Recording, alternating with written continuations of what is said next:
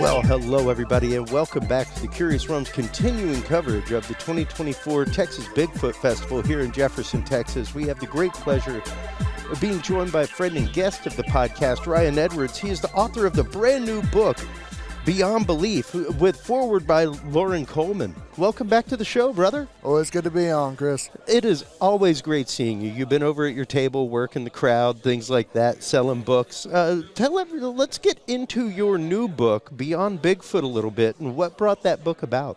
Well, really what brought it about was pretty much what most of my books get brought about by lack of research into a specific topic.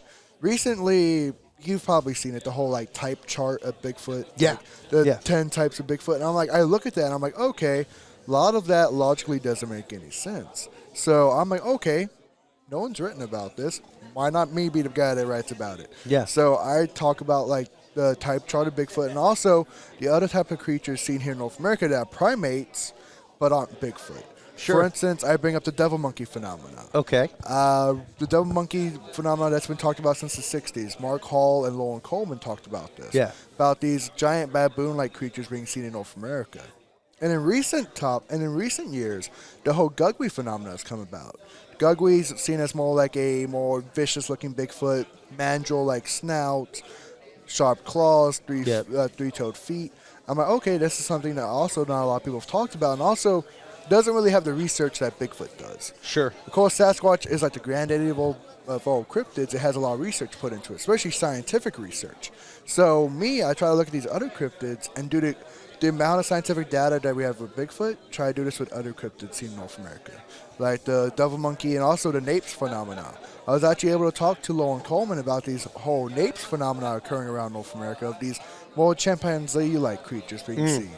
And I talk about the divergent big toe and how these creatures are being seen around, especially here in the South. Yeah.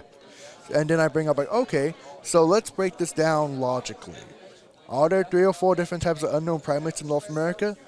Most likely no. But then we have to bring in, like, misidentifications and, like, probability, not just possibility. Well, and when you start talking probability, not possibility, I mean, I'm going on 50 this year.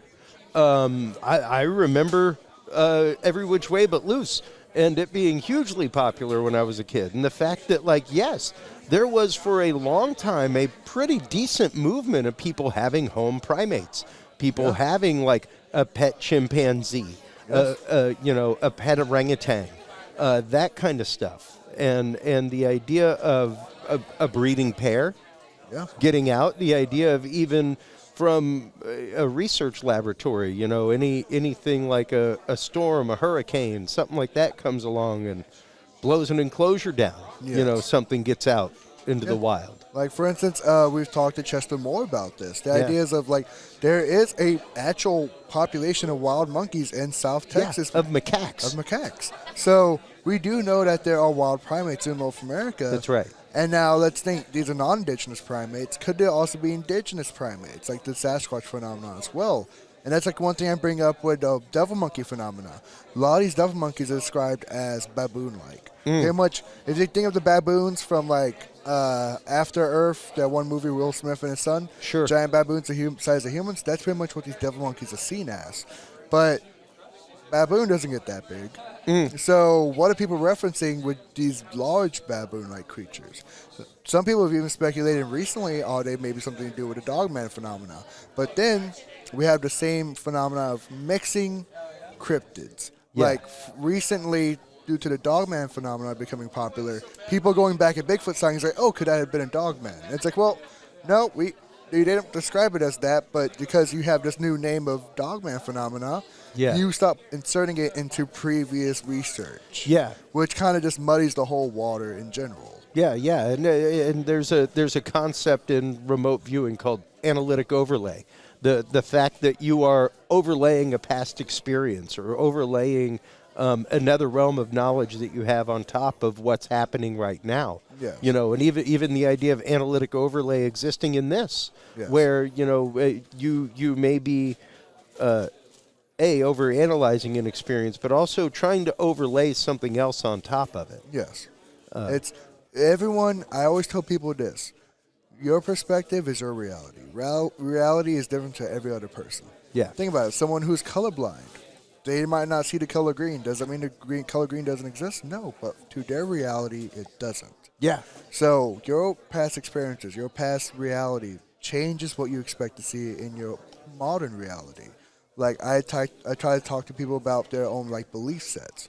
Like the ideas of like, okay, if you're really a strong believer in Bigfoot, soon enough everything in the woods becomes Bigfoot. If you're a strong believer in the paranormal, everything that's weird goes on is the paranormal.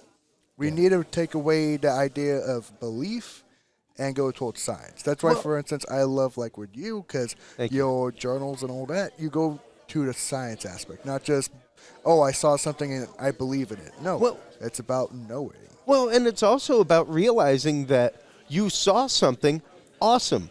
That's called observation. Science has begun whether you choose it or not. Yes. Whether you choose to follow the path of the science into what your experience was, what you saw, that's the big question. Because the science has begun. The first step in the scientific process is observation. Yes. You have seen something.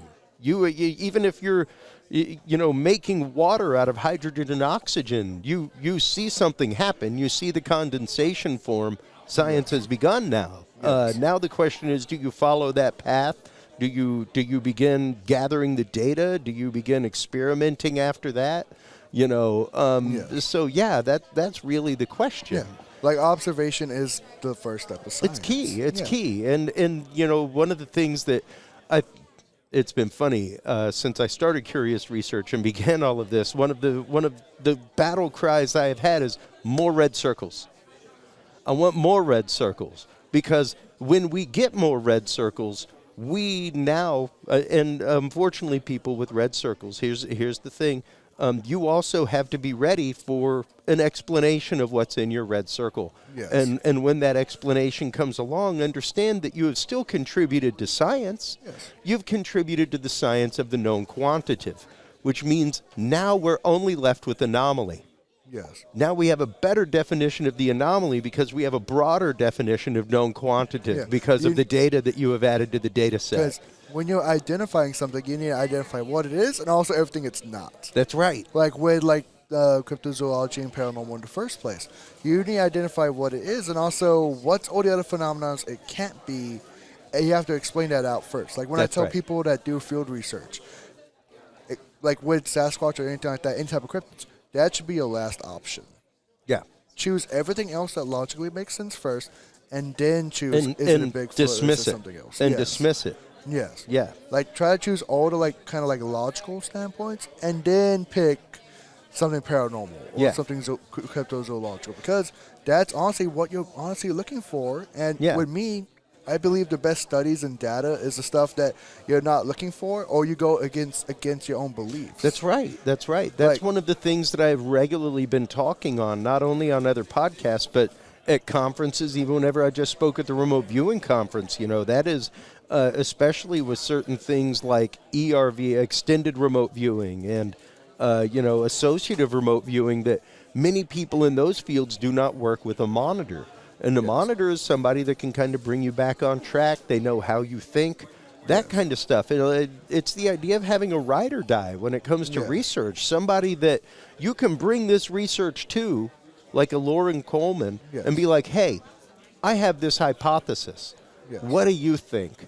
Yes. And you value their own opinion so much that when they go, hey, I think this part of your hypothesis may be flawed, you're willing to get rid of that part of your hypothesis. Yes. Because, it seems flawed. They're right. I had my blinders up because it's my hypothesis. I bring up people the idea of peer-reviewed journals. Yes. You go to peer review. What they don't like, they send back. That's something that you can defend or subtract at that point. You should say, okay, and if you have an argument, you should have the logic to back it up. Well, and it's also the fact of, and we've spoken about this before. I've spoken about it on my show. When you're going to gather your data, when you're going out on an investigation, how are you preparing yourself? Yes. Because for me, you should have a cold and calculated checklist. And when you are done, you sit down and watch MASH or Simpsons, and you do not think about your investigation. Yeah. You should be walking in as much blank slate as possible. You shouldn't be spending all night with your buddies talking about what happened at the location or stories you've heard, things like that, because at that point you're literally polishing the lens of the filter. And you're getting ready that you're looking through. Yeah. You know, like you aren't looking at it from a scientific point of view. You're now looking at it through the lens of those experiences. Yeah. It's like ideas, especially within paranormal research, the ideas of like, okay, you have a psychic. You bring them into a new location totally cold. Yeah. They don't know anything about it. They don't know any of the stories. That means whatever data they collect is even more likely because they have no reference. Preconceived notion. Yeah. They aren't front-loaded in any kind of way. They haven't been told about the location. Yeah. And those things are important. Those things are important when you're talking about, once again, preparing your data for science. Yeah. You know, and the idea of being okay with your darlings being killed. Yeah. You know. And it's okay to, like, that's one thing that I always tell people nowadays. Like, the word skeptics kind of become a bad word in this research. I wear my S like Superman, brother. Yeah. Like, I always tell people this. There's a reason why the X-Files worked. You had Dana, you had Scully, and you also had Mulder. That's right. You had the skeptic and the believer. Well, and they balance each other out. That's just if everyone's a believer, then that's no longer science. That becomes religion. Well, and yes, precisely. And even with science, we have to be careful, and we have to understand that science changes. It changes regularly. Yes. If it doesn't, it's called doctrine. Yes. You know? We stay away from the dogma and go towards the science. Yeah. Because, like, it changes throughout time. Like, think of Bigfoot. The ideas of Bigfoot's changed throughout the years. That's right. At one point, it was very much, okay, cool. We have this one thing. Now it's a human-like ancestor. Oh, it's Giganto. In recent years, the Giganto theory has kind of died out because the evidence doesn't support what we think. Yeah. So if the hypothesis is faulty, you go back and change the hypothesis. That's right. That's right. And you're allowed to change the hypothesis. Yeah. You're allowed to recalculate things in science. I think people very much forget that. Yeah. You know, they get on this path of, I'm doing this research. I can't share it with science because science is going to look at it differently.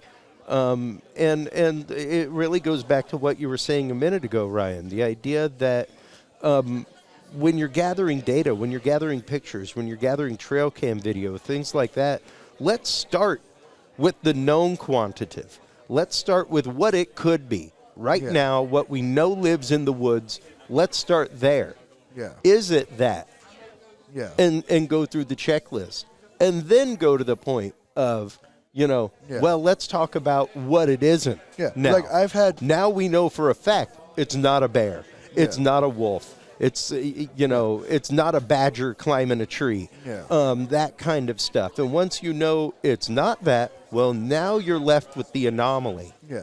Like, for instance, I've had people, like, submit to me photos of, like, trail cameras.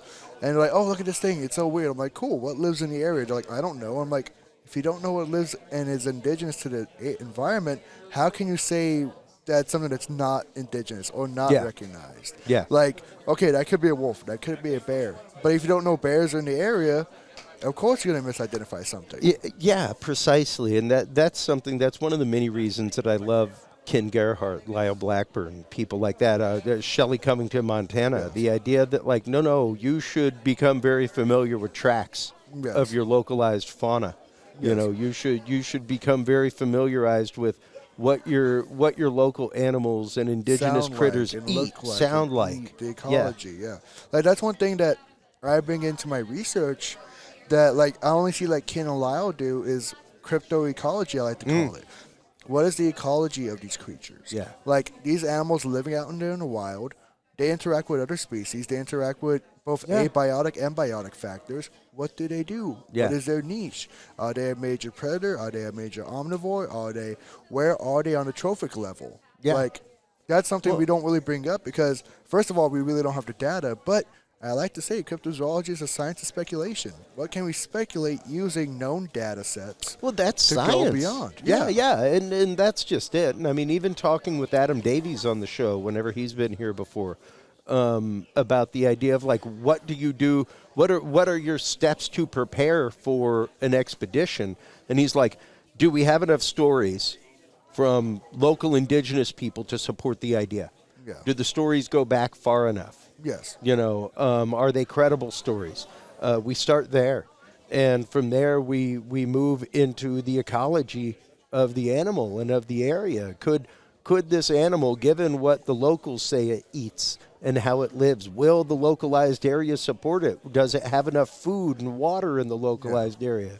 Would the localized area support a breeding population of this animal, even if a long-lived, long-span breeding population? You know, like we just had Chester Moore on talking about great white sharks. You're talking about a decade-long creature before it's ready to breed. Yeah. You know?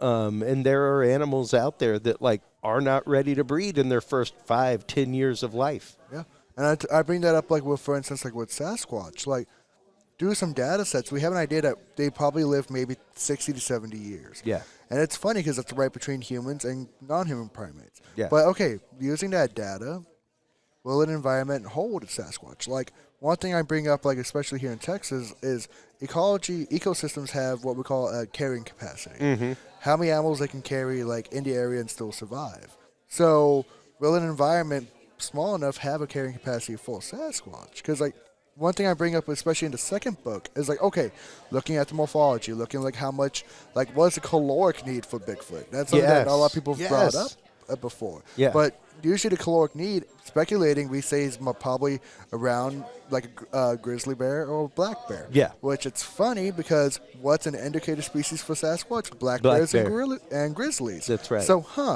funny that its ecology is similar to a grizzly or black bear, and they're also seeing the same environment as grizzlies and black bears. Yeah, well, and because it's almost the same ecology that it would take for us to be there. You know, when you go back to not necessarily modern humanity, but like Neanderthals, like that. I mean, even whenever you look at modern diets, things like that, it's taking us back to the idea of no, we were hunters and grazers. Yeah. You need to be eating like every 30, 45 minutes, throwing something in your mouth, not eating a salmon to last you a day and a half. Yeah, you know, things like that. So the idea of are there enough nuts, berries, plants that can be foraged on? Because an animal of that size would most definitely be an omnivore, not a lockdown carnivore. It logically like doesn't make sense. Exactly. And like one thing, like for instance, I've noticed this. Like I think one researcher that's always brought up is David Paulides, the correlation between berry fields and Bigfoot. Yeah. Like, look at a lot of, like, the old Canadian and Alaskan stories of Bigfoot. A lot of them correlate to, like, I was berry picking. Or I was out hunting, I was out fishing salmon, then I saw one. Why, you know why you're seeing a Sasquatch while fishing salmon?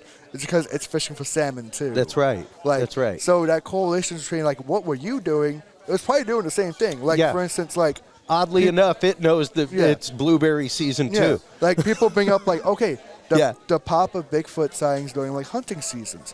Well, yes, that could be because more people are in the woods, but also could it be because there's more deer in the woods too? That's right. Like, is it because they know it's also hunting season? Yep. So they're like, okay, let me go out there and get this meat while I can. Yeah.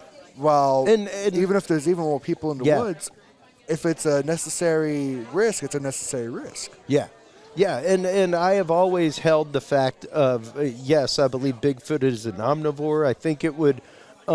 much like a bear. Now, is a bear, because you know you have to take into consideration the risk versus reward of food, especially for an intelligent animal. Yeah. You know, even a bear isn't going to try to take down an elk as a food item, or like because a moose or a bison, because there is a large well, not just that, but there's a large chance of being injured. Yes. You know, that's why you go for prey smaller than you. So would a Bigfoot like snatch up a rabbit out of a hole? Darn tootin'. Would a Bigfoot snatch a squirrel off a tree? Absolutely, all day long. A mobile snack. Yeah. You know, there's something that's low risk, high reward for it as a food item. Like, watch any like survivalist. That's right. Les Stroud. He says, and also with food, how many calories are you putting into getting that food? Like, if you're out there chasing rabbits all day, you're gonna be tired at the end of the day and catch two. You're gonna try to chase down 3 elk a day so you can maybe land one. That is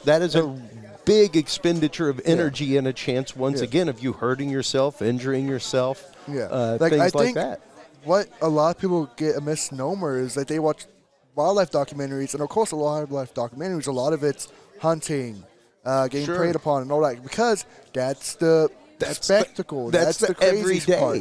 But they don't realize a lot of animals, 80% of their day is sleeping or just laying around or just walking around, because they don't want to go and use those calories to go and get food, because it's an expenditure that's not worth it at the end of the day. Yeah, even a hunt for a wolf pack is not a daily thing. Yeah. That's like a once-a-week situation. Yeah, like I bring up with people, like wolves, for instance. Like I think Yellowstone packs, their hunting doesn't happen all the time. And also their hunting rates, they're only usually like 40% actually successful. That's right. So think about how many times they're not successful. Sasquatch is probably the same way. Yeah, which is why they scavenge, which is why they'll gladly eat food that's laying on the ground. Yeah. You know, they'll gladly come up and finish off a salmon that a bear only ate the belly of because it only wants the fat. Yeah. You know? Like I bring up, like, the wildlife is not some dinosaur documentary. They're not out there fighting each other the whole time. Yes, like, thank you. It's like, you don't see deer like, no, I'm just going to fight you out. No, animals don't work like that. That's right. One evidence I bring up is that famous video from, I think, Yellowstone of, like,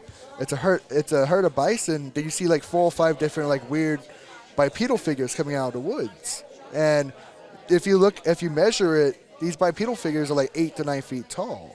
Yeah. And there's like 4 or 5 of them. And I'm like, okay, that logically makes sense, because what you see is this is hunting behavior from a group. Yeah. So if you're going after something bigger like a bison, you're not going to do it on your own. Not just that, but you're also looking at a primate. Yeah. And if you're talking about primate culture, you know, even gorillas are normally in a group of 2 or 3. Yeah. They're rarely by themselves. We are a social animal, primates. Yes. So we travel in family groups. We hunt in family groups, things like that. Like, so the idea of seeing one, you've probably got another one in close proximity, much like a bear. Yes. Like, don't jack with the bear, because there's probably another one near it. Yeah. Like I've brought up, Dr. Meldrum brings up with his research, the family groups of Bigfoot are probably what we call a noyau. Noyaus, orangutans live in these. You have one large male and multiple groups of female in the same territory. That's right. What's also interesting with noyaus, every nocturnal primate, like aye-ayes, bush babies, also live in noyaus. So, interesting fact that a noyau, all nocturnal primates have it, and a large grade ape. Yeah. What is Bigfoot believed to be? Nocturnal, large grade ape. And it lives in the exact same family groups. That's what I really look for in this research, is the correlation between cryptozoology and zoology. Because cryptozoology, to me, is the first step of zoology. It's not exactly a paranormal field. It's just a zoological research that just hasn't gotten the really treatment it should have by now. Well, and it's the understanding that cryptozoology is a step to zoology. Yes. Absolutely. Because I quote you regularly, and I want you to know that. I quote you regularly about the time to discovery with lowland gorillas, because it's the idea of, like, the following the myth of the localized people that it took 70 years for Anglos to find this critter. Yes. But it changed zoology. It changed the ology at the end. The study, the actual science of zoology was changed because of cryptozoology. Yes. Or I bring up like things like the okapi, the coelacanth, all these other creatures that were considered cryptids but are now discovered. Yeah. One thing that I've not heard a lot of people bring up is there was a cryptid in Africa called the kulakamba. The kulakamba was believed to be a mix between gorillas and chimpanzees. Pretty much it's a giant chimpanzee. Interesting. What was discovered in the early 2000s? The billy ape.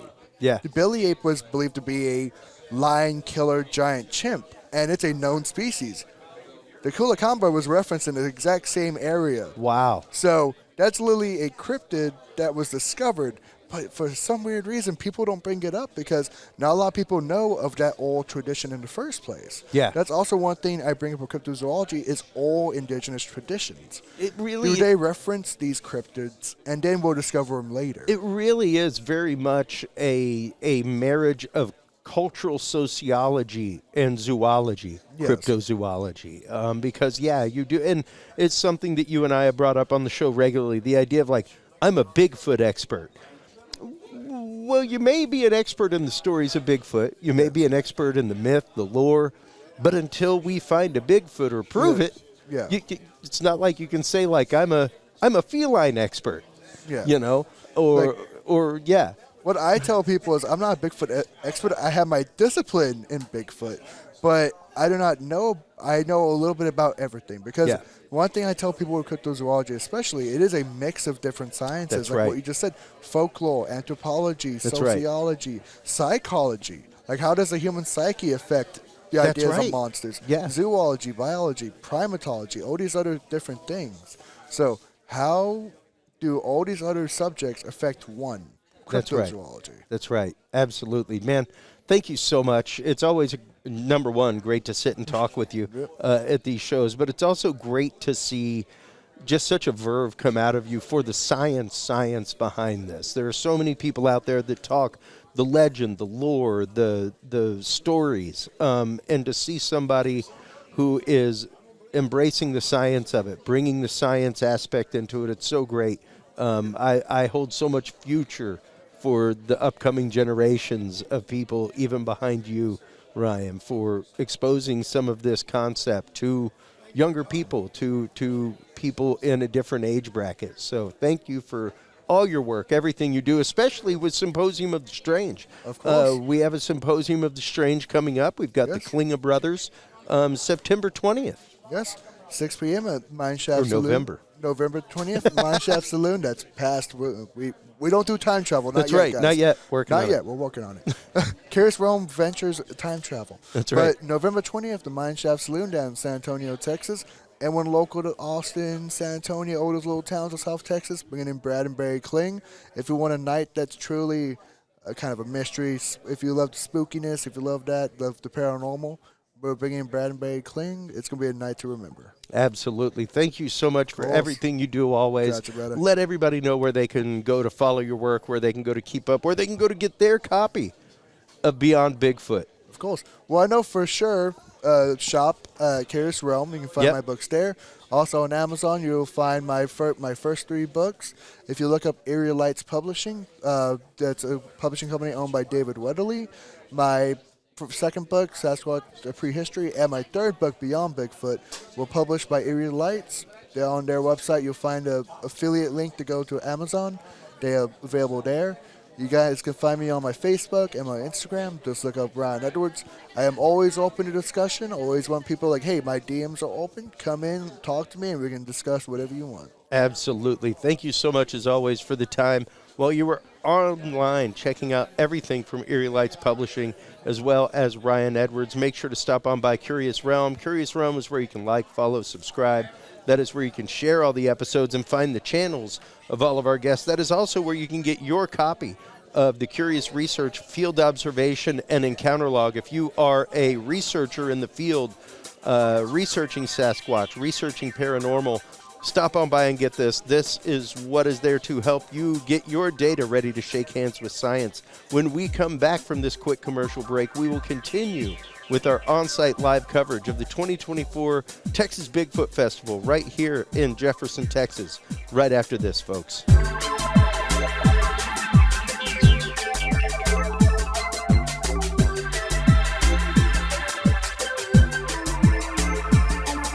The key to good science is good research. At the heart of good research is a good data set. With the field observation and encounter log from Curious Research, you can easily keep track of your investigative information all in one place, making it easier to review cases and readily see comparisons and contrasts between them. Whether out in the woods squatching, in a back room gathering EVPs, or using high-tech gear to track UFO, UAP activity, this easy-to-carry, pocket-sized scientific data log is the perfect companion for any field researcher. You can find your copy of the Curious Research Field Observation and Encounter Log at Amazon.com or visit the official Curious Realm store at curiousrealm.com/store to reserve your copy for yourself, your family, or a mind that you want to open. That website again is curiousrealm.com/store.